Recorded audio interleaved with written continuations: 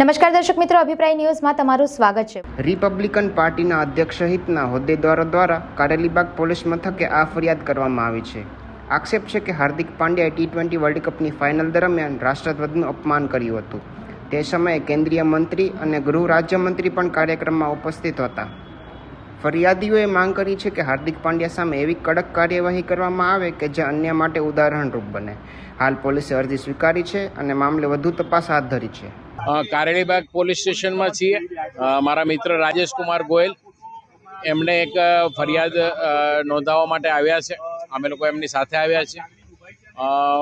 8 માર્ચે જે રીતે નરેન્દ્ર મોદી સ્ટેડિયમની અંદર જે ભારતની જીત હાસિલ થઈ અને એમાં આખું વિશ્વ ખુશ થયું, પરંતુ એક દુઃખ ત્યાં આવ્યું કે રાષ્ટ્રધ્વજનું અપમાન થયું અને મહિલા દિવસના દિવસે જ મહિલા સાથે છેડછાડી થઈ।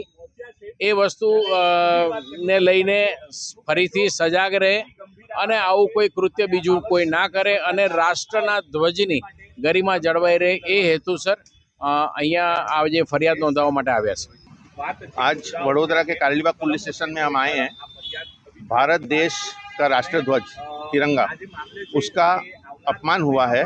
8 मार्च 2026 को नरेंद्र मोदी स्टेडियम अहमदाबाद में हार्दिक पांड्या और ईशान किशन इन दो ने राष्ट्रीय ध्वज का अपमान किया है। फ्लैग कोड की प्रोटोकॉल्स तोड़ी गई हैं। सेक्शन 2 फ्लैग कोड 1971 के हिसाब से उन पर गुनाह बनता है।